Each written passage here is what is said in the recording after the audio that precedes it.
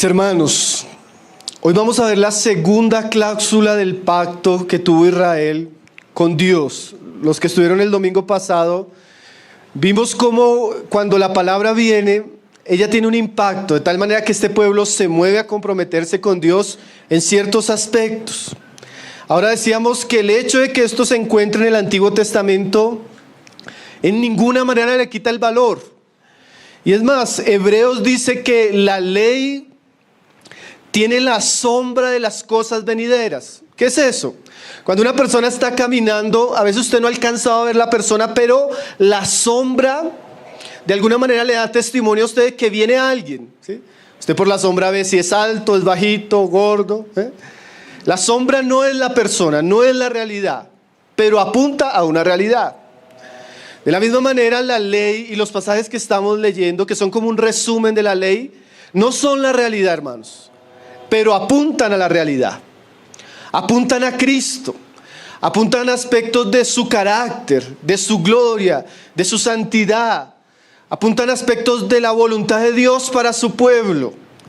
Y en ese sentido podríamos decir, como decía Pablo, que la ley es buena si se usa legítimamente. Y no solo eso, como Pablo también decía en Gálatas, podríamos decir que la ley puede ser como un ayo, como un tutor, como un maestro que nos lleva a Cristo. Entonces, en ese sentido, esto que vamos a ver, hermanos, es bien importante. Vamos a ver aspectos que tienen que ver con el culto a Dios, nuestra adoración a Dios, y que son principios que definitivamente aún en el nuevo pacto permanecen inalterables. Principios como la santidad, la reverencia y el compromiso que Dios tiene hacia su pueblo y que espera que Dios espera que su pueblo tengamos hacia Él. Ahora, en estos días, pues por los temas que vamos a estar enseñando, estuve leyendo el libro de los 10 mandamientos de Miguel Núñez, un libro muy bueno, vale la pena leerlo. Y una de las cosas que Miguel dice en su introducción sobre la importancia que nosotros como cristianos debemos darle al Antiguo Testamento y a la ley, él dice que especialmente el Decálogo nos muestra principios morales del carácter eterno de Dios que nunca van a cambiar. Y en una época donde no hay valores absolutos, una época relativista como la que vivimos nosotros, donde cada uno hace como quiere, donde cada uno hace como le parece, es muy importante tener los fundamentos de la palabra de Dios. Además de eso, él dice, existe una línea en el cristianismo muy peligrosa. Nosotros hemos hablado de eso en algunas ocasiones. En teología se llama el antinomianismo, que viene de dos palabras, que es anti y nomos, que significa, básicamente, es que como cristianos a veces nosotros pensamos que no tenemos mandamientos. Antinomos, vivimos sin ley, sin principios, sin preceptos, pero nada más alejado de la verdad. Porque aunque Cristo vino para que no estuviéramos bajo la ley, la vida en Cristo sí tiene mandamientos, sí tiene ordenanzas, sí tienen principios que nosotros debemos conocer. Y otro asunto que me parecía muy interesante lo que decía nuestro hermano en el libro, es que en una época donde se ha trivializado tanto los asuntos de Dios y se han banalizado, la iglesia tiene que tener fundamentos sólidos sobre los cuales ella debe conducirse. Él dice, se banalizó a Dios, la palabra, la oración, el culto, la vida familiar, el trabajo, y lastimosamente esa penosa realidad incluye a la iglesia. Entonces la iglesia necesita conocer a Dios, su palabra, para aprender de Él, de su santidad. Yo veía que muchas de las canciones, hermanos, que veíamos hoy, nos van a llevar a eso que vamos a hablar hoy. Principios que tienen que ver con el respeto, la adoración y la obediencia a Dios de parte de nosotros. Entonces vamos a hablar hoy de la segunda cláusula o compromiso de Israel, que era guardar el sábado. Vamos a ver qué significa eso a la luz del Nuevo Testamento y qué implicaciones prácticas deberíamos tener todos nosotros como cristianos en relación a esto. Dice ahí en el verso 30, donde terminamos la vez pasada. La vez pasada vimos la cláusula de los matrimonios mixtos, ¿no? Que nos habla de consagración. Dice ahí en el 30, y que no daríamos nuestras hijas a los pueblos de la tierra, ni tomaríamos sus hijos para nuestros hijos. Esa es la primera cláusula. La segunda se encuentra en el verso 31, que es la que vamos a estudiar hoy. Asimismo que si los pueblos de la tierra trajesen a vender mercaderías y comestibles en día de reposo, nada tomaríamos de ellos en ese día, ni en otro día santificado.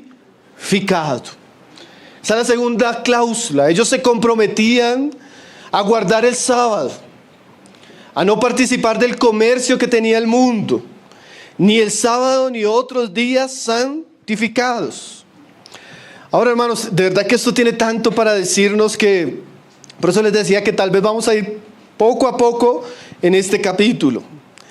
Hermanos, uno de los pecados que tuvo Israel en el Antiguo Testamento, señalado por los profetas, que los llevó al exilio, fue cómo ellos abandonaron a Dios.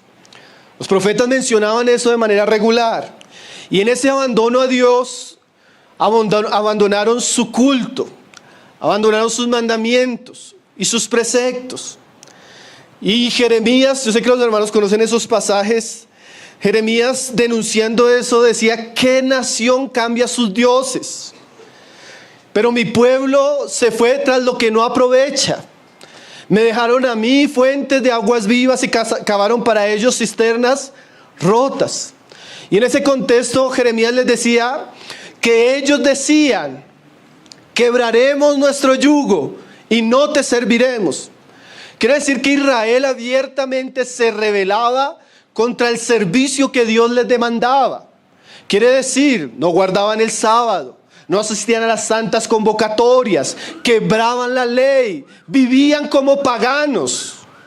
Y eso trajo un juicio certero. Por eso, cuando ellos escuchan la ley, ellos se dan cuenta que como pueblo estaban viviendo mal, que como pueblo estaban quebrantando el sábado, que como pueblo no habían prestado la suficiente atención a este asunto. Por eso ahora se comprometían con Dios en esto. No era casualidad. Estos puntos que vamos a ver no eran casualidad, porque ellos leyeron toda la ley. La ley tiene muchos mandamientos, pero especialmente ellos entienden que habían puntos de su historia y de su vida espiritual que habían quebrado, trayendo las consecuencias que esto significaba.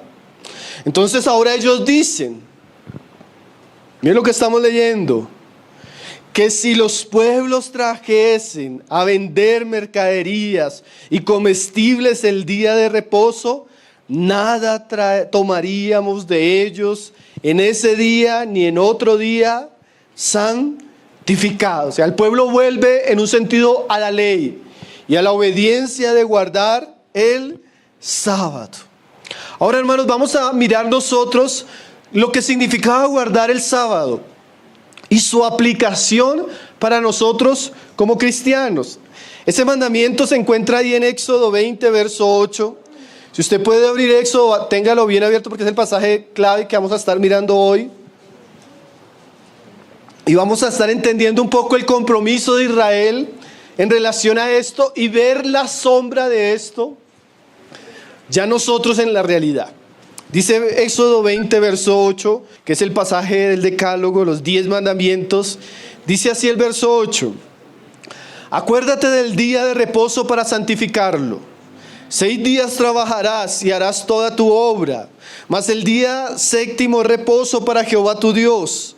No hagas en él obra alguna, tú, ni tu hijo, ni tu hija, ni tu siervo, ni tu criada, ni tu bestia, ni tu extranjero que está dentro de tus puertas, porque en 6 días hizo Jehová los cielos y la tierra, el mar y todas las cosas que en ellos hay, y reposó en el séptimo día, porque Jehová bendijo el día de reposo y lo santificó.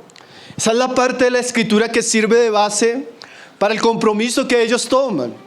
No vamos a comercializar con los demás pueblos el día que el Señor apartó. Ahora, el sábado tenía 2 propósitos, especialmente en la antigua alianza. Primero, como comienza el verso 8 y como termina el verso 11, era un día santificado. Era un día que se santificaba. Dios lo santificó. Y esa palabra santificó, como ya lo hemos explicado en otras ocasiones, en el lenguaje bíblico significa apartar para un uso sagrado. En la antigua alianza habían personas apartadas o santificadas para un uso sagrado, los sacerdotes. Habían utensilios apartados, santificados para un uso sagrado. El altar del incienso, la mesa de los panes de la proposición, el candelero. Pero aquí también nos muestra la ley que Dios santificó, apartó un día para un uso sagrado. Ese día Israel tenía que volverse a sus deberes espirituales. Ese día era para Dios, para adorarle, para escuchar su palabra. Ese día era para que ellos, a diferencia de los otros días que eran comunes, que eran de trabajo, ellos se apartaran para servir y honrar a Dios. Era un día santo, era un día santificado, era un día de alguna manera sagrado, ¿sí? Y el segundo aspecto que vamos a ver del día de reposo, que lo vemos ahí en el verso 9 y verso 10, era que era un día de descanso. Por eso se le llamaba el día de reposo, porque dice ahí 6 días trabajarás. En la semana Dios dio el trabajo para 6 días, pero dio el 7º día para descanso, ¿sí? Y dice ahí, mas el 7º día es reposo para Jehová tu Dios, ¿sí? Un reposo que tiene como fin el Señor, pero un reposo. Y por eso había un mandamiento en un aspecto negativo.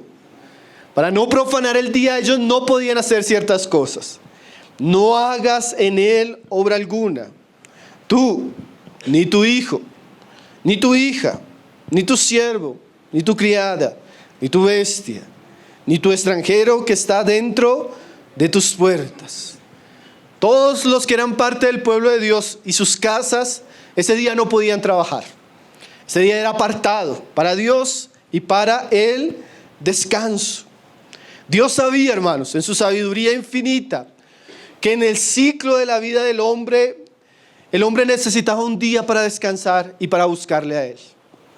Era vital para que el hombre pudiera tener esa pausa para buscar a Dios y para descansar de todos sus trabajos. Entonces, inicialmente, hermanos, nosotros vemos que cuando este pueblo escucha la ley, se compromete a esto: santificar el día de reposo para Jehová y descansar de sus labores. Ahora, hermanos, evidentemente por el Nuevo Testamento sabemos que hubo un cambio, una mudanza. Nosotros ya no estamos bajo la ley, nosotros no guardamos el sábado. No hay una evidencia doctrinal, quiere decir que el Nuevo Testamento no nos obliga a guardar el sábado. Ni hay una evidencia histórica, ni las iglesias primitivas, ni en general la iglesia ha guardado el sábado como lo guardaba Israel en el Antiguo Testamento. Ahora, ¿qué aplicación entonces tiene esto para nosotros? Ustedes recuerdan las palabras de Christopher Wright que decíamos, para interpretar un pasaje del Antiguo Testamento, nosotros debemos ver que hay un principio inalterable, si existe, y aplicarlo, aunque en los detalles pueda haber diferencia. Pero evidentemente la aplicación, como decía nuestro hermano, tiene que ser práctica, tiene que ser relevante y tiene que ser significativa. ¿De qué nos habla el día de reposo cristiano? O en el Antiguo Testamento, apuntando para la realidad espiritual en la que nosotros venimos. Bueno, recuerde que esto es sombra de lo venidero. Recuerde que la ley nos muestra un poco la santidad, el carácter de Dios y la manera que Dios espera que su pueblo le ame y le sirva. Primero, pues evidentemente, hermanos, vamos a explicar un poco en el contexto histórico por qué hubo el cambio. Cuando usted entra al Nuevo Testamento, usted se va a dar cuenta que los cristianos no prestaron atención a estos mandamientos de la ley y el sábado como tal. En un sentido, no es que la iglesia quebrante la ley, porque Cristo no vino a quebrantar, Cristo vino a cumplir. Y cuando Él cumple, Él le da una aplicación más amplia y más gloriosa a la ley, ¿sí? Eso lo vemos y lo estudiamos. ¿Se acuerdan cuando estudiamos el Sermón del Monte? Moisés dijo, pero yo os digo. Y la ley tenía una medida, pero la gracia tenía una medida en muchos sentidos mayor. Ahora, ¿qué vemos en el Nuevo Testamento? Aunque no hay una enseñanza explícita, implícitamente la iglesia adoptó el día domingo, el día primero de la semana, como el día principal de su reunión o culto. ¿Por qué? Evidentemente el cambio surge por Cristo y especialmente por la resurrección de Cristo. Al morir Cristo, Él resucita el domingo, que es el primer día de la semana. Al venir el Espíritu Santo, Él viene el domingo de Pentecostés. ¿Sí? Y al ver los pasajes de Hechos de los Apóstoles, donde la iglesia se reunía a hacer memoria del Señor en la cena, encontramos que lo hacían el primer día de la semana. Entonces, evidentemente vimos un cambio, una mudanza, ¿cierto?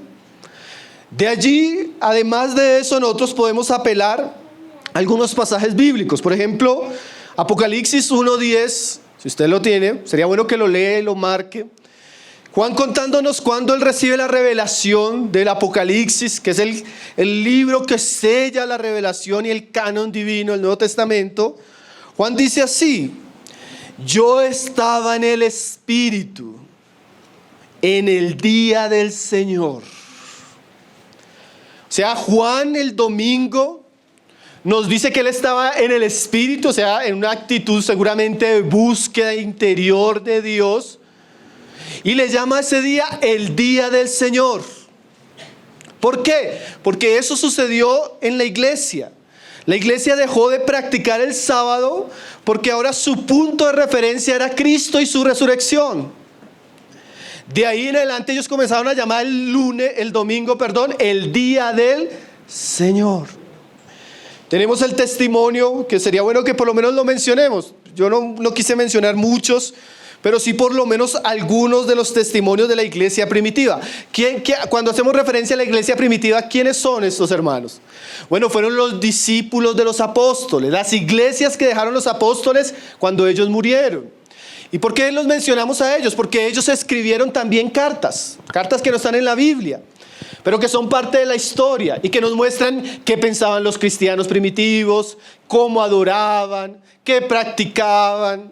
Eso es lo que llamamos la iglesia primitiva, ¿sí?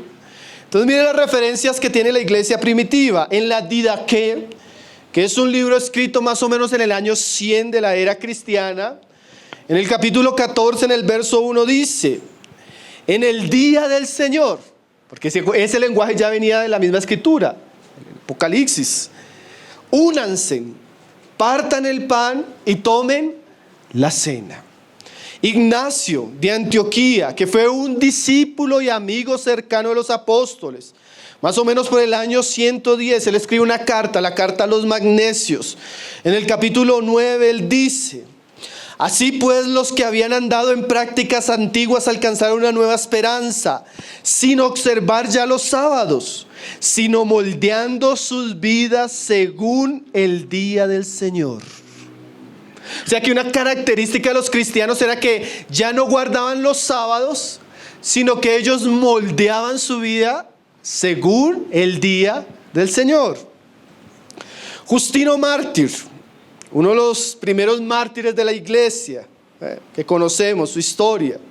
Él decía en su Apología 67, en el año 70, en el día domingo hay una asamblea de todos los que viven en las ciudades y en los distritos rurales, y las memorias de los apóstoles y los escritos de los profetas son leídos. Porque es el primer día cuando Dios disipó las tinieblas y el estado natural original de las cosas y formó el mundo, y porque es el día en que Jesucristo nuestro Salvador se levantó de entre los muertos. Por lo tanto, permanece como el principal y el primero de todos los días. Entonces así pensaban nuestros hermanos. Ellos entendían que era el día del Señor, que era el día de la resurrección. Bueno, tenemos testimonio también de Atanasio, de Tertuliano. Todos estos hombres hablan de manera muy clara de que la iglesia entendió que ahora, como punto principal de su culto, de sus reuniones y de su adoración a Dios, sería el día que el Señor resucitó. Concluyendo, mire lo que dice J.C. Ryle. Ya J.C. Ryle sí es un teólogo de la Reforma, un puritano. Él llega y dice lo siguiente: me resulta muy claro que donde quiera que Dios tenía una iglesia en tiempos bíblicos, tenía también un día del Señor. Y estoy firmemente convencido que una iglesia sin un día del Señor no es una iglesia según el modelo de las Escrituras. Entonces, mis hermanos, aún en este cambio, como decíamos, hubo un cambio. Ese cambio no se lo inventó el catolicismo romano, hermanos, ¿sí? Eso es algo que vivió la iglesia primitiva desde los apóstoles, porque eso dicen los sabatistas, ¿no? Ahora, independientemente de que hubo un cambio, una mudanza de dispensación, nosotros vamos a ver varias cosas. La instrucción bíblica de la ley en cuanto a la adoración pública a Dios establece unos principios que nosotros como cristianos debemos considerar. Nuestras familias, nuestras iglesias y aún nuestras naciones deberían respetar esos principios esenciales del culto a Dios. Entonces vamos a ver, hermanos, qué tiene que ver eso con nosotros. Y vamos a aplicarlo viendo la sombra, pero apuntándolo a la realidad y la plenitud de Cristo. Amén. Entonces dice ahí Éxodo 28: acuérdate del día de reposo para santificarlo. Hermanos, así como Israel en el Antiguo Testamento y la iglesia en el Nuevo y la iglesia primitiva, y nosotros como cristianos debemos saber que Dios diseñó, como decíamos, cosas que son santas. Y entre las cosas que Dios estableció santas, estableció un día. Y nosotros debemos acordarnos de ese día para santificarlo. Y como decíamos, el propósito de ese día era que Israel dejara todos sus deberes naturales y se ocupara en sus deberes espirituales, en su servicio a Dios. Eso significaba que ese día era para Dios santo. Y para el pueblo también debería ser santo. Era el día que Israel se reunía corporativamente a adorar a Dios, escuchar su palabra, leer las escrituras, hacer buenas obras de amor. De la misma manera ahora nos dice acuérdate.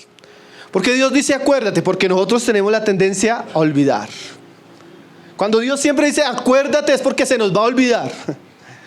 Entonces ellos no podían olvidar que Dios, aún desde la misma creación, había trabajado 6 días, y había apartado un día para descansar y santificó ese día, ¿sí? Ese acuérdate es un recuerdo que no solo debería estar en nuestra mente, sino también en nuestro corazón. Porque así como Israel en muchos tiempos decía, no te serviremos y quebraremos el yugo, era prácticamente usar el sábado para cualquier uso. Eso era lo que hacían. Si las naciones vendían, ellos iban y vendían. Si las naciones se ocupaban de ciertas cosas, ellos se ocupaban de ciertas cosas. Pero ellos no eran cualquier nación, era un pueblo que había sido apartado para Dios. Entonces hay un modelo y un mandato solemne. El día sábado para ellos, como el día del Señor para nosotros, consiste en descansar de nuestras propias obras y hacernos conscientes de nuestros deberes religiosos o espirituales. Ahora, santificarlo era darle un uso especial, sagrado. Quiere decir que ellos, cuando iba terminando el viernes, ellos ya se preparaban para el otro día, porque el otro día iban a estar juntos, iban a adorar juntos, iban a servir a Dios juntos. De la misma manera, hermanos, nosotros tenemos días, especialmente el día del Señor, entre muchos días, donde Dios quiere que nos reunamos para lo mejor, para hacer memoria de Cristo, para orar, para escuchar su palabra. Pero el principio que ellos tenían era: santifiquen ese día. ¿Qué quiere decir eso? Hagan de ese día algo honorable, reverenciado, estimado, es un día particular, es un día diferente. Mire lo que decía un comentarista: ese día es tan especial, pues todas las personas de la Trinidad los han honrado. El Padre lo bendijo resucitando a su Hijo. El Hijo lo santificó enviando su Espíritu Santo. Y la iglesia conmemorativamente se reúne ese día para hacer memoria del Señor. ¿Ustedes recuerdan cuando el Señor le dice a Zaqueo: Zaqueo, hoy me es necesario pasar por tu casa? Yo me pongo a pensar, ¿qué hizo ese día Zaqueo en su casa? Cuando uno dice, hermano, voy a pasar por su casa, entonces la gente dice, no, vienen los hermanos, entonces arregla su casa, hace oficio, alista la comida, toda una preparación porque hay algo especial. Bueno, hermanos, hay días que para Dios son especiales, hermano. Son santos, son sagrados. Y la iglesia debería aprender de Israel el principio de honrar con su tiempo, con su corazón, ese día que Dios apartó para que nosotros hiciéramos memoria de Él. Ahora, hermanos, definitivamente la vida cristiana no se sostiene de un día. Nosotros somos llamados a perseverar todos los días en Cristo. Nosotros somos llamados a orar todos los días, leer toda la palabra todos los días. Pero hay algo que nosotros vemos en el Antiguo Testamento que se mantiene en el Nuevo Testamento, y es el culto público. Y así como Dios le mandaba a ellos buscarle de día en día, también le mandaba a buscarle como pueblo y hacer memoria de Él. Y en eso nosotros debemos ser conscientes que el principio se mantiene. Y como iglesia y como familia, nosotros como hombres, en el libro de las disciplinas espirituales de un hombre piadoso, veíamos la importancia de, como hombres y nuestras familias, de considerar los días de reunión de una manera sagrada. Y el hermano explicaba, no, el domingo comienza el sábado en la noche. Y como vamos a estar reunidos el otro día, yo dejo lista mi ropa, yo dejo lista la comida, yo tengo un horario para levantarme, porque sé que ese día, entre los días de la semana, es el día más importante. Me voy a encontrar con Dios, con Cristo, con su pueblo, le voy a adorar. ¿Cierto? Ese día nuestra alma se entera exclusivamente a Dios, a cumplir el servicio espiritual que Dios le concede a su pueblo, a alabar, a bendecir. Es como si Dios nos diera entre la semana un día de retiro, hermanos. Un día para estar con Él, para amarle, para buscarle. Es lo que dice Spurgeon. Él dice lo siguiente en relación a esto que estamos hablando: reconozco que antes de conocer al Señor, a mi mente joven le parecía aburrida leer la Biblia, escuchar sermones y guardar el día del Señor. Pero ahora que he venido a Cristo y Él nos ha salvado, ahora que somos suyos, el primer día de la semana se ha convertido en una fiesta. Y esperamos con alegría que llegue domingo tras domingo. Hermano, yo me identificaba tanto con estas palabras del hermano, porque de verdad, yo no sé usted, pero yo vivo con la expectativa del domingo. Yo vivo con el deseo de que pase rápido la semana para reunirme con mis hermanos, orar, cantar a Dios, escuchar su palabra. Yo siento esa necesidad, lo que decía mi hermano, yo siento esa hambre de eso. Y para mí, de verdad, no existe momento más especial ni más glorioso que este. Estar junto al pueblo de Dios, haciendo memoria, adorándole y disfrutando todo lo que Dios hace en estos momentos. Definitivamente es un día santo, un día glorioso, un día maravilloso. Yo no puedo entender, hermanos. Yo no puedo entender, y a veces tengo que ejercer mucho el dominio propio, cuando escucho a una persona que para él es lo mismo venir un domingo o no venir. Que para él es fácil cambiar un día de reunión por un paseo, por un cumpleaños, por practicar un deporte. Yo no concibo, hermano, que usted venga y se duerma. Yo tengo que retenerme para no exhortarlo, hermano. Yo no concibo saber que algunos tienen la práctica regular de no asistir a la reunión del Señor. De verdad, hermano, que yo tengo que muchas veces contenerme en conversaciones con ustedes. Pero para mí no, eso es normal. Para mí eso no es santo. Para mí eso es pecado, hermanos. Yo no sé cómo usted lo vea, Pero de verdad tengo que muchas veces ejercer el dominio propio para no pecar contra el Señor. Pero cuán fácilmente nos hemos secularizado, hermanos. Y el domingo, que es el día del Señor, se nos volvió habitual. Se nos volvió, ¿podemos o no podemos? Miren la estadística terrible que nosotros tenemos aquí en la iglesia. Hermanos, ¿cuántas sillas están poniendo? No, más o menos 140. Gracias al Señor, no, a veces no vienen más. Porque es que, hermano, ¿para qué ponemos más si sabemos que siempre regularmente están faltando 2 o 3 familias? Miren lo que dicen los hermanos. O sea, no ponemos más sillas porque sabemos que algunos van a faltar.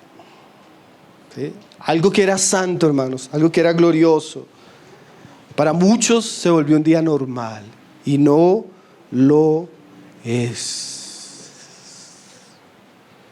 El día del Señor, hermanos. Y esa preparación, hermanos, yo tampoco consigo que usted llegue tarde, hermanos. Si usted llegó tarde porque de pronto no le pasó algo, bueno, lo disculpamos. Pero, hermano, hay gente que se acostumbra a llegar tarde, interrumpe la alabanza, interrumpe la cena, hace ruido, molesta. Y se le vuelve normal, hermanos. Eso no es santificar, eso ¿saben qué es? Profanar.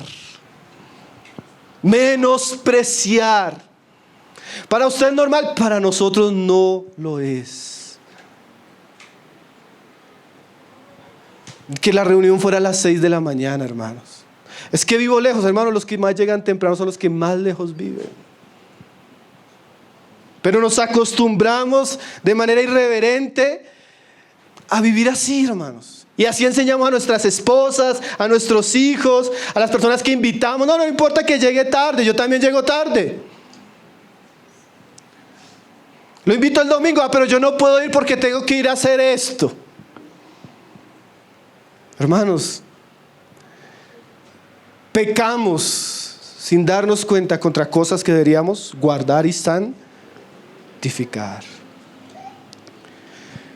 El día, dice un comentarista, del Señor debería generar apego en el cristiano, dado que implica una relación con Cristo, porque no es el día. Es Cristo, hermanos, el que nos convoca. Es Cristo fue el que resucitó, el Cristo el que nos invita. Él decía, oh ven al altar. Él es el que nos llama, no es una convocatoria nuestra.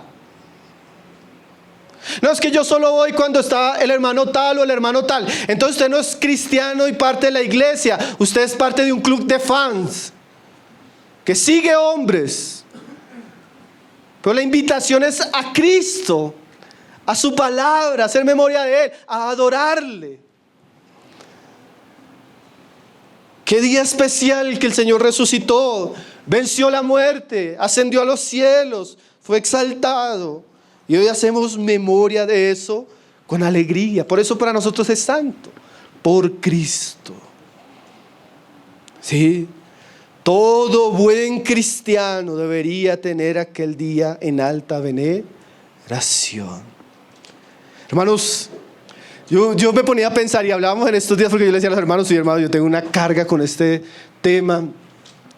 Y ellos me decían, hermano, y es que usted lea toda la literatura cristiana del pasado. No existe un autor que no defienda estos asuntos, hermano. Pero nuestra cultura tan secularizada ha perdido el valor de esto. Yo les decía, hermanos, a mí una de las cosas que más me preocupa es que si yo hago una lista de los hombres, de las familias, hasta de las iglesias, porque yo conozco iglesias que si ese día es el día del cumpleaños, si ese día es el día de la madre, si es el día de no sé qué, no hacen culto a Dios, hermano. Cambian la reunión, como cambiar usted de agenda. No me puedo ver mañana, nos vemos tal día. No hacen reunión, hermano. Pero así también hay hombres, mujeres, familias. Yo ponía en la lista todas las personas que tienen una actitud irreverente hacia el día público del Señor y a la oración corporativa, siempre tienen problemas. No conozco un cristiano espiritual y piadoso que haga eso. O es el hermano inconstante, o es la pareja en crisis matrimonial, o es la familia que sus hijos están desviados y no quiere saber del Señor. Y uno se encuentra que muchas veces las razones es porque no hay compromisos de nosotros con Dios. Porque ¿saben qué dice Dios de ese día? Que Él lo iba a bendecir. Ahí dice, ¿no? En el 11 dice, y Jehová bendijo el día de reposo. ¿Qué quiere decir? Que además o a diferencia de los otros días, Dios escogió este día para que fuera una bendición. No es una carga, es una alegría. No es un asunto fúnebre, es una fiesta. Y de esta manera deberíamos considerarlo. Un comentarista, creo que era Jonathan Edwards el que decía, si algo demuestra la historia, y yo podría decir también la historia también muy cercana, es que más allá de toda duda, la familia o nación que ha mantenido santo el día de reposo ha sido muy bendecida por Dios. Y por el contrario, la familia o nación que ha profanado el día de reposo ha sido maldecida. Hermanos, hay cosas que como cristianos no, hermano. Y nosotros lo hemos dicho de manera privada, ¿no? A muchos. Hermano, es que yo tengo un trabajo, ese trabajo entonces no es para usted como cristiano. No, hermano, es que yo tengo esta época que hace, entonces, hermano, usted va a tener que pedirle a Dios que haga otra cosa. No, hermano, es que, hermano, realmente hay un principio de obediencia y de bendición cuando nosotros tomamos en serio la palabra. La bendición de Dios significa que Él, mire esto que dice acá, concienzudamente va a traer consigo ciertas cosas este día que su pueblo se reúne. Él de manera especial va a escuchar sus oraciones. Él de manera especial va a aceptar nuestra adoración. Él de manera especial va a hablar a nuestros corazones. Él de manera especial va a traer paz, restauración, consuelo a nuestra alma.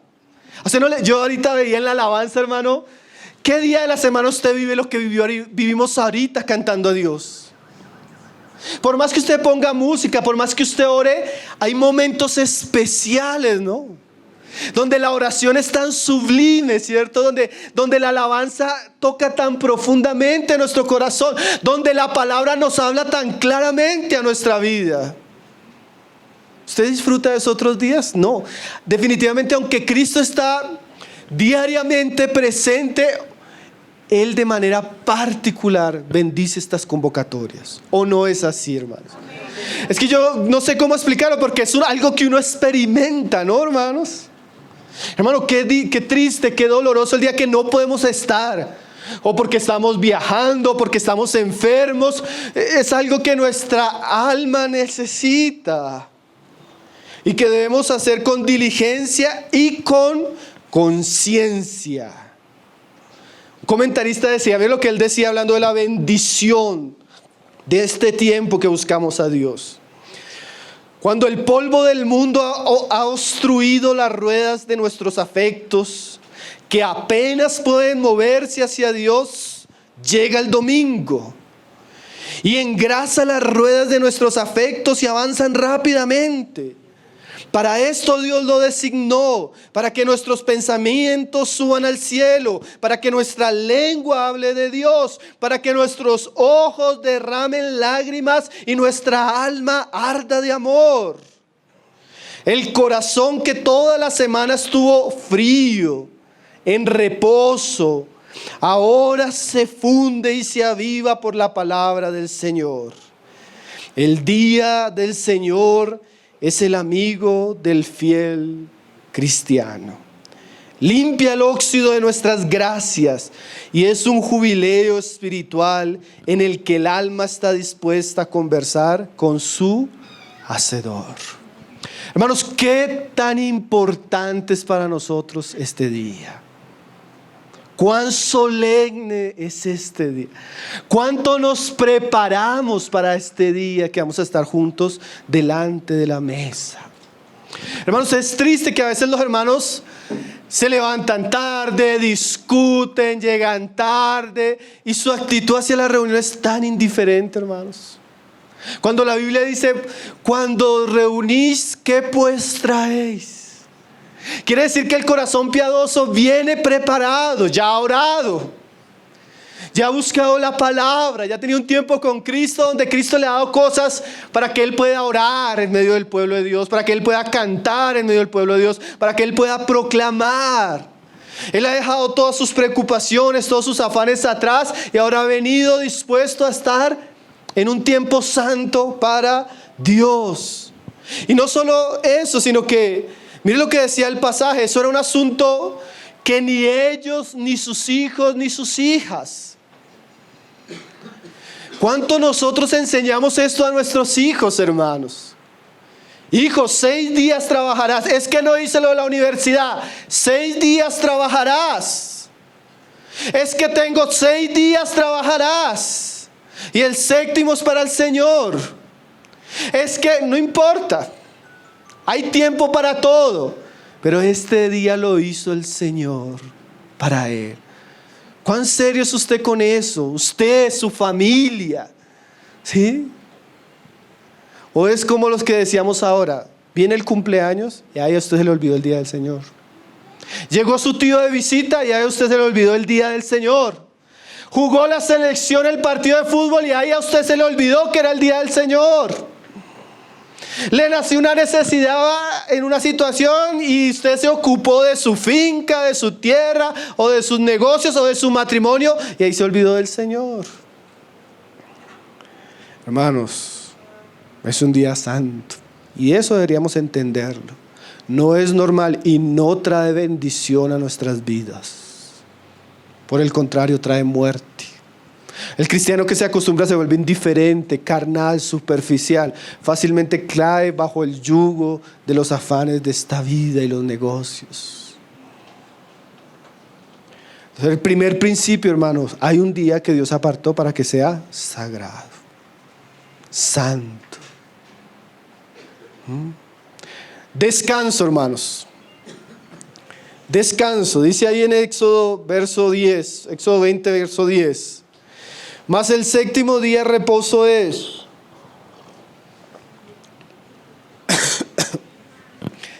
Para Jehová tu Dios. No hagas en él obra alguna.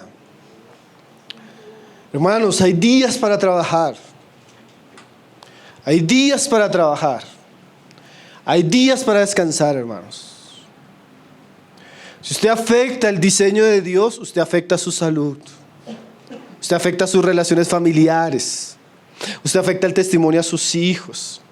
Y usted afecta en un sentido la vida de la iglesia. Porque la iglesia sufre cuando los hermanos son indiferentes, irregulares, descuidados. Andrés publicaba una frase en estos días que es cierta, hermanos.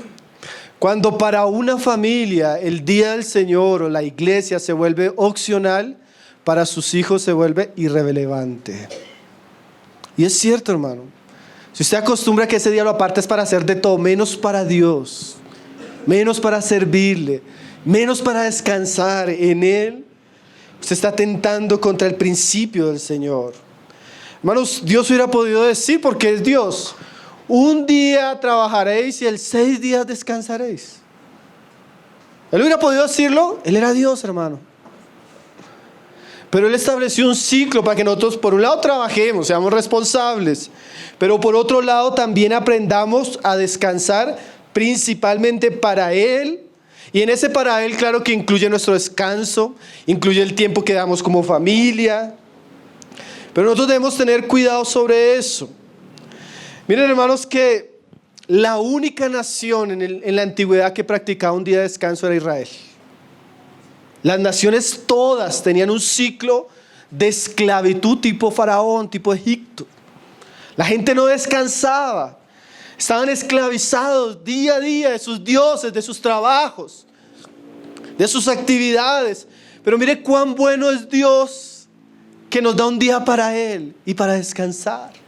Que nos dé un día de reposo. Hermanos, y todo trabajo secular ese día debería ser abandonado y suspendido. Es más, hermanos, yo les digo con todo amor, si usted tiene un trabajo que le impide congregarse y servir a Dios, no es un trabajo de Dios. Y como se lo hemos dicho muchas veces, una persona de privado y en consejo debe buscar reorganizar su vida. Porque como decía un hermano, hay trabajos que son mata ovejas. Hay trabajos que no son para cristianos. Hay trabajos por lo menos para cristianos fieles y verdaderos, hermano. ¿Sí? Y nosotros debemos ordenar nuestra vida según la palabra del Señor. Alguien decía esto, y es cierto, hermanos. Así como Cristo murió en medio de dos ladrones, el día del Señor en nuestros días ha muerto también en medio de dos ladrones. ¿Saben cómo se llaman esos dos ladrones, hermanos? Uno se llama consumismo y el otro se llama incredulidad. Hermanos, si usted mira la historia de Nehemías, pues ya lo estudiamos, ¿no? ¿Cuál realidad había ahí en esta ciudad? Ricos y pobres. ¿Recuerdan? Hermano, uno puede pensar, ¿por qué el día del Señor era tan importante para estos dos grupos de personas? Por un lado, para el rico le ponía freno a su avaricia. Él tenía que parar sus negocios. Él tenía que dejar de vivir para su Dios, su trabajo, sus riquezas, sus empresas. Dios le iba a enseñar a estos hombres a que no todo era trabajo, sino que había un día para el Señor. El rico generalmente tiene que luchar contra el consumismo de nuestra generación, hermanos. Hermanos, yo he estado en ciudades, en otros países, donde usted sale un domingo a un restaurante y usted no encuentra un restaurante, hermano. Usted no encuentra un centro comercial abierto. Usted no encuentra una tienda, hermanos. Hay muchas ciudades que mantienen una cultura cristiana. Bogotá no. Bogotá es una ciudad inhumana y anticristiana en muchos sentidos, hermano. Nosotros en una cultura 24/7, esa cultura es en un sentido diabólica, porque le roba al pueblo de Dios el tiempo para Dios y lo esclaviza. Consumismo. Pero por otro lado estaban los pobres. ¿Y qué dicen los pobres? Hermano, pero es que si no trabajo el domingo, ¿cómo como? Y una vez se encuentran hermanos así. Hermanos, el domingo es el día que... Bueno, ese es otro ladrón, incredulidad. ¿Acaso Dios no te puede bendecir los otros días? ¿Acaso Dios no puede prosperarnos de otra manera? ¿Sí? Son preguntas que deberíamos hacernos. Hermanos, si uno se da cuenta, yo creo que varios también aquí podrían pasar testimonio. Hermano, yo era de los que el domingo y después el Señor me habló y le dije, Señor, entonces ayúdame. Y desde que tomé la decisión, el Señor me ha prosperado. El Señor me ha dado la provisión, Él me ha dado el sustento. Comencé a orar y a batir puertas. El Señor me abrió un trabajo mejor donde ahora puedo reunirme, puedo estar con los hermanos. Estoy más tranquilo. Entonces, recuerde que Cristo está en medio, hay ladrones alrededor. Tal vez para nosotros es una cosa, tal vez para nosotros es otra. Lo que sí debía saber, como decía J.C. Ryle en sus días, es que el marinero que navega el día del Señor corre a toda vela hacia la violación de este mandamiento. Eso es desobediencia, hermanos. El cristiano y la familia que de manera regular y concienzuda desobedecen este principio están en desobediencia con el Señor. Miren, hermanos, que yo tomé una cita, hermanos, que yo ni siquiera sabía si podía leérselas. Porque para nosotros como cristianos estamos tan secularizados que yo siento que algunos estarán diciendo, uy, no, hermano, pero miren lo que decía J.C. Ryle de Inglaterra hace 2 siglos. Dice así: el día del Señor en Inglaterra yace sangrando. Oh, que nuestro parlamento vertiera un poco de bálsamo en las heridas que ha recibido. ¿Cómo se profana este día? Por estar ocioso en la casa, por vender bienes, por vanos discursos, por visitas pecaminosas, por caminar por los campos y las playas o por los deportes. El pueblo de Israel no podía recoger maná el sábado y podemos nosotros quebrantar el día del Señor por bailes y entretenimiento. Verdaderamente debería ser motivo de dolor para nosotros ver tanta profanación. Mire cómo habla un cristiano de otra época. Profanar esto es un gran pecado. Es un desprecio voluntario a Dios. No es solo echar su palabra a nuestras espaldas, sino es pisotearla. Él dijo: santificad este día, pero los hombres lo contaminan. Esto es despreciar a Dios, colgar la bandera del desafío, arrojar el guante y desafiar a Dios mismo. Dios tenga misericordia de nosotros. Tremendo, ¿no, hermanos? Tremendo como pensaban esos cristianos, ¿no? Para nosotros es normal. Medio me dolió y no voy. Miren lo tremendo. Hermano o hermana, si al otro día de trabajo tuviera el mismo dolor, ¿no iría al trabajo?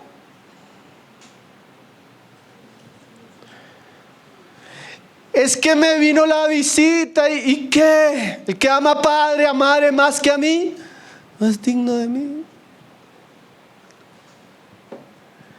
Es que, hermano, yo en estos días ponían un meme. A mí me pareció tan impactante esa imagen. El meme es de la pasión de Cristo.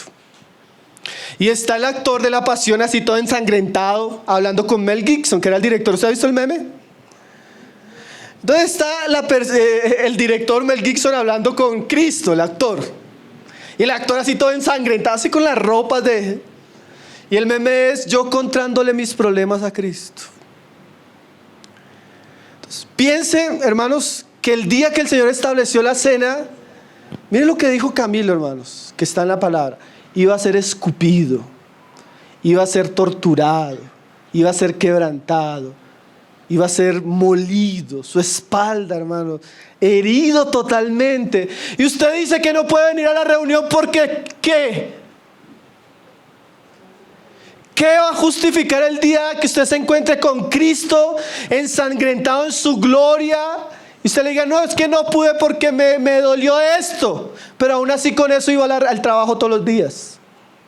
Pero cuando son las cosas del Señor, las pisoteamos, hermano, las menospreciamos. Tremendo, ¿no, hermanos? Miguel Núñez dice: nuestra generación conoce un tipo de personas que no conocía en el pasado. Hermanos, esto es solo de esta generación. ¿Saben cómo se llaman este tipo de personas? Trabajadores impulsivos. Dice él: hubo una época donde el ritmo del trabajo lo marcaba Dios. Sin embargo, en la medida que nos hemos modernizado y nuestras ocupaciones las señala el mercado, cada día se requiere trabajar más para vivir mejor. Y el nivel de competencia aumenta a una velocidad inconcebible y casi todos, sin darnos cuenta, nos podemos dejar arrastrar.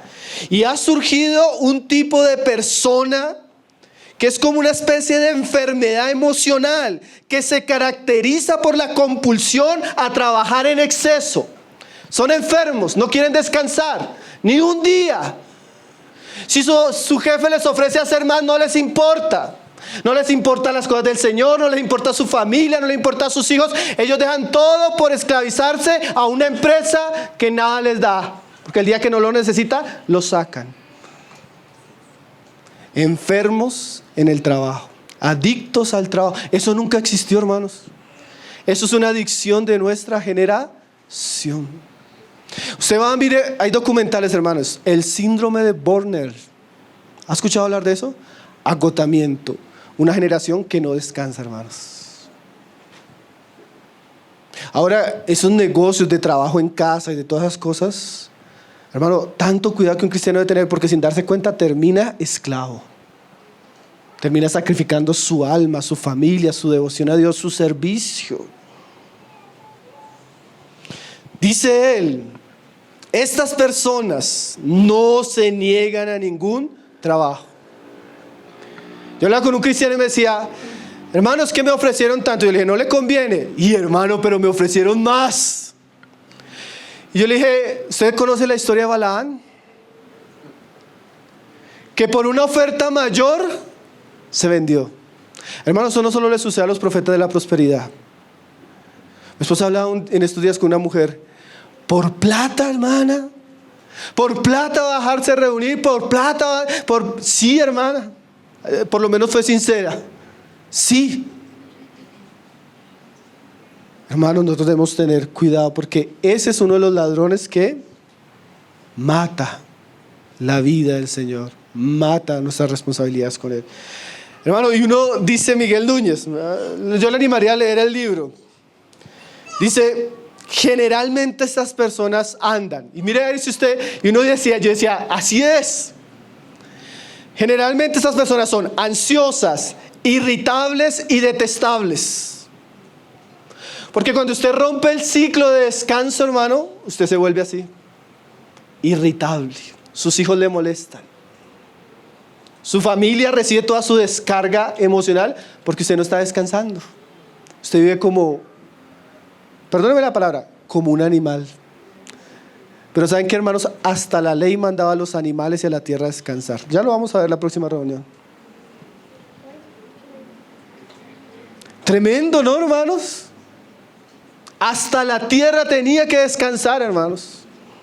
Pero nosotros no. Entramos en la carrera. ¿Se acuerdan una vez que hablamos de la carrera de las ratas? Y no paramos. Y nos creemos buenas personas, quebrantando el mandamiento y rebelándonos contra Dios. Porque usted habla con esas personas y como no estoy en la taberna, hermano, como no estoy con otra mujer, hermano, como no estoy, pero está pecando. Está pecando, hermano. Miren lo que dice el pasaje, hermanos. Yo les decía que estos pasajes tenían muchas cosas para enseñarnos, ¿no, hermanos? ¿Cómo lo está viendo usted? Señor nos ayude, ¿no? No quise citar otros autores, hermanos, porque ahí sí el asunto hubiera sido más difícil. Miren lo que dice ahí el verso 31. Asimismo, ¿qué si los pueblos de la tierra? Hermanos, que usted no se da cuenta, pero es que la gente viene a mí. Es que es el día que, hermano, ¿y qué? ¿Y qué si el mundo hace así? ¿Y qué si es? El mundo generalmente, hermano, el mundo no es pasivo, hermanos. El mundo es muy insistente a entrarnos en su ritmo, a entrarnos en sus reglas, a entrarnos en su dinámica. Y si usted no se da cuenta, cuando ya se vio enredado.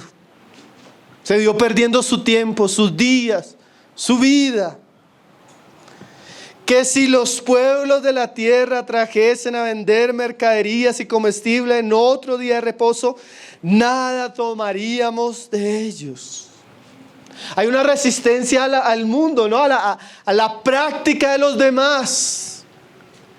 En un sentido, mis hermanos, muy legítimo, nosotros como cristianos debemos vivir de manera diferente. Por lo menos si queremos agradar al Señor. 3 aplicaciones, mis hermanos, para ir terminando un poco el tema de hoy. Primero, la Biblia dice así: no os conforméis a este siglo, hermanos.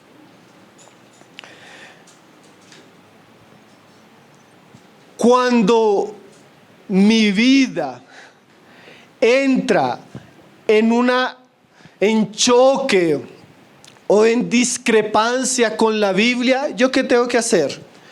¿Corregir la Biblia? No, hermanos, corregir mi vida. Porque si no, usted cae en la herejía que están haciendo algunos teólogos que están corrigiendo pasajes de la Biblia para que la Biblia se acomode a sus pecados. Hoy lo hacen de una manera groserísima, hermanos. Pasajes que significan una cosa lo usan para probar la homosexualidad, para probar la perversión y otras cosas. Entonces, cuando mi vida entra en discrepancia con la Biblia, ¿qué debemos hacer? Poner en orden nuestra vida, hermanos. Y eso es un llamado para todos. ¿Cuánto estoy santificando el día del Señor? ¿Qué medidas debo tomar? ¿Oro por eso o no oro por eso? ¿Debo cambiar algunos aspectos de mi vida personal, familiar, laboral? No, la primera aplicación es que esto tiene que tener efecto en nuestras vidas, hermano. ¿Sí? No nos conformemos a este siglo, sino transformémonos por medio de la renovación de nuestro entendimiento. Ahora entendemos, ¿cierto, hermanos? Ahora discernimos. Ahora, que querramos resistir ya es otra cosa, pero habiendo entendido lo que Dios espera, es que pongamos en orden nuestras vidas. Segundo, que era lo que hemos visto en este contexto, ellos hicieron un pacto, hermanos. Todos hicieron un pacto para guardar el día del Señor. ¿No debería esto animarnos a tomar decisiones? Yo no voy a decir los nombres porque algunos están acá, otros no se reúnen con nosotros, pero me llamó mucho la atención que en algunos momentos yo he escuchado este tipo de palabras. Hay un hermano que sirve ahora entre nosotros, ya no es tan joven, ya es un señor, ya casado y todo. Y él, cuando fue a entrar a la universidad, estábamos orando porque él iba a entrar a la universidad, y él, una de las cosas que me dijo en ese tiempo de oración que teníamos con él, me dijo: hermano, yo he visto que muchos jóvenes cuando entran a la universidad se pierden. Solo los vemos cuando termina el semestre, decía él. Pero yo quiero hacer un compromiso con Dios. Independientemente de la época que esté, nunca voy a dejar de asistir un domingo a las reuniones, ni de estar con mis hermanos. Hermano, y ese muchacho se graduó con honores, con la bendición de Dios. Y él se comprometió a guardar el día del Señor.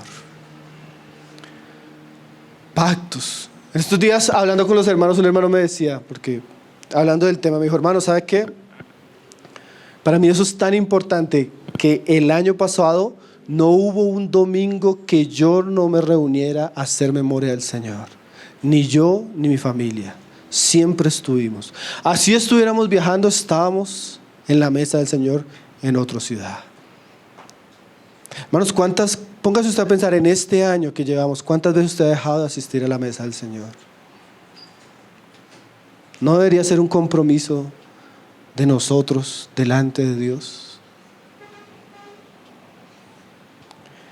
Otro hermano me decía, porque estamos hablando de pacto, ¿no? De compromiso con lo que aprendemos. Joven me lo decía, y uno lo ve prosperando, hermanos, porque ahí es donde la obediencia trae bendición, no solo en la parte económica, en muchas áreas. ¿Sabe qué me dijo el hermano hace años? Me dijo: hermano, yo decidí nunca aceptar un trabajo que me quitara las reuniones de la iglesia, principalmente el domingo. Nunca he aceptado ninguna oferta que me aleje de Dios, de la iglesia y del culto público. Nunca, hermanos.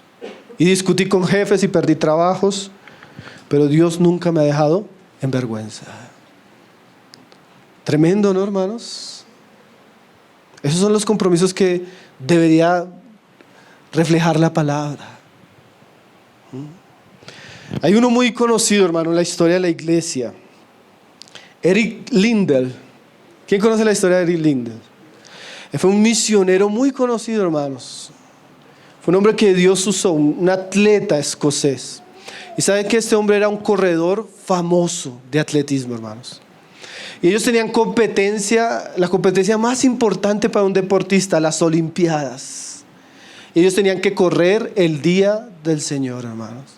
¿Sabe qué decidió Eric Liddell? Que él no correría esa competencia si él iba a profanar el día del Señor. Mire el compromiso de ese joven, hermanos. Mire el compromiso de ese joven, hermano. Muchas veces nosotros, por deportes, por hobbies nuestros o de los nuestros, dejamos de estar en el tiempo del Señor, hermanos. Y son cosas que son cosas que se enseñan desde pequeños a nuestros hijos. Son cosas que se dan ejemplo, hermano. Son cosas que se regulan. Decía alguien en cuanto al compromiso: luchen por mantenerlo. Como siervo de Cristo, padre de familia, amante de mi patria, me obligo a defender la causa del día del Señor de antaño. Y mi consejo para todos los cristianos es que luchen para proteger este día contra todos sus enemigos, tanto los de afuera como los de adentro. Hermanos, es una seducción, ¿no? Nosotros vivimos en un tiempo donde es fácilmente ser seducido. Entonces el compromiso en estas áreas se hace vital. Primera aplicación: conformémonos a lo que dice la palabra. Segunda, comprometámonos delante del Señor, que Dios escriba esto en nuestros corazones. Tercero, está ahí en el verso 31 de Nehemías.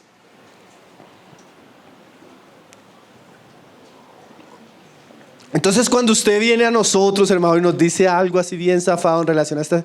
Hermano, a veces yo siento lo que va a pasar después en los capítulos. Nehemías coge a la gente a mechonearla. Y yo digo, Señor, socórreme con tu espíritu para no... Porque a veces viene y se lo viene diciendo a uno riéndose la persona, hermano. Uy, yo, Señor, es un nuevo creyente, hasta ahora está llegando a la iglesia, Señor. Perdóname, no me... Tú dices airaos, pero no pequéis, Señor. De verdad, hermanos. De verdad, hermanos. Hay cosas que uno dice, Señor. Tercero, no solo hay un día, sino hay días santificados, hermano. Y esto tiene una aplicación muy tremenda también para nosotros. Nehemías 10:31 dice: asimismo que si los pueblos de la tierra trajesen a vender mercaderías y comestibles en el día de reposo, nada tomaríamos de ellos en ese día, y mira esa frase, ni en otro día santificado. Ellos tenían que guardar el sábado, pero además tenían días santificados. ¿Quién sabe cuáles son esos días santificados? Las fiestas. Las fiestas, ¿qué más? Pascua, Yom Kippur, tabernáculo. Ellos tenían muchos eventos consagrados a Dios, donde las personas dejaban sus actividades y se iban para Jerusalén. Y a veces esas fiestas duraban 7 días, hermanos. En una de esas fiestas fue que se perdió Jesús. ¿Recuerda? Cuando Él fue a Jerusalén. Hermanos, nosotros no solo tenemos un día, tenemos días santificados. Tenemos días para estudiar la palabra. Tenemos días de oración, ¿cierto? Tenemos días de campamentos, días de conferencias, días de comuniones particulares que son santas. Y aunque no es obligatorio, sí debería ser un deber como cristiano yo apartarme para esos tiempos. Tiempos tan preciosos, ¿no, hermanos? Tiempos de tanta bendición. Alguien me decía, ahí donde uno viene que, Señor, no quiero mechonearlo, Señor. Ay, hermano, vi los videos de la conferencia tan bonitos. Cómo cantaban. Cómo no sé qué. Protégeme, Señor, con tu espíritu. No quiero pecar. Hermanos, eso no es para ver de lejos. Cuántas bendiciones trae Cristo en esos tiempos, hermano. Cuánta palabra, tanta gracia. Cuántos de nuestros hijos se han convertido en esos momentos, hermano. Cuántas cosas ha hecho Dios en nuestra vida. Y a veces nosotros no puedo, hermano. No quiero, hermano. Hermano, hay días que son santificados que Dios espera. Y nosotros también como cristianos deberíamos esperar estar ahí. No perdernos. Imagínense que usted hubiera estado entre los 120 ahí en Jerusalén y usted por esas cosas de la vida no hubiera estado en Pentecostés. ¿Qué sería usted escuchar? No, fuimos llenos del Espíritu Santo, Dios hizo esto, y usted por allá en sus negocios. Bueno, lo que vamos a ver en la próxima reunión, la pandemia nos enseñó a la disciplina que podemos parar.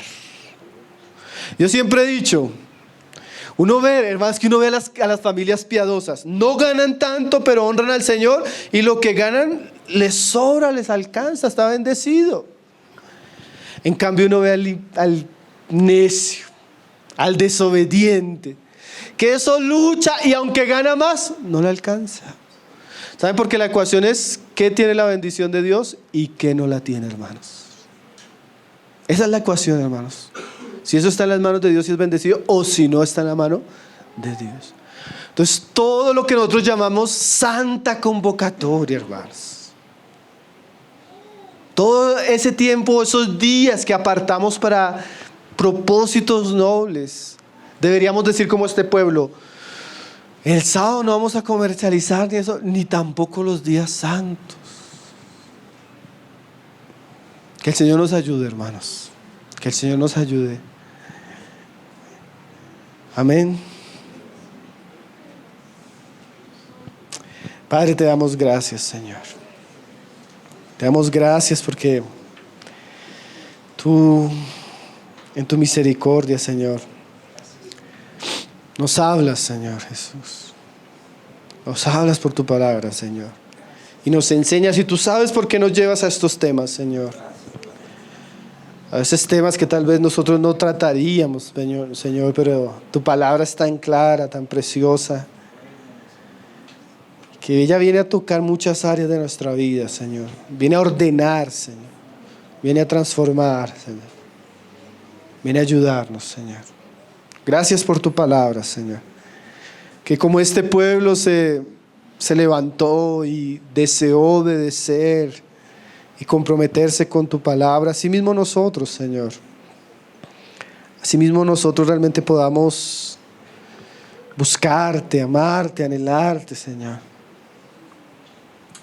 Y que estos aspectos, Señor, que eran una sombra, Señor, pero que ahora estamos en la realidad, nosotros podamos vivirlos a plenitud, Señor.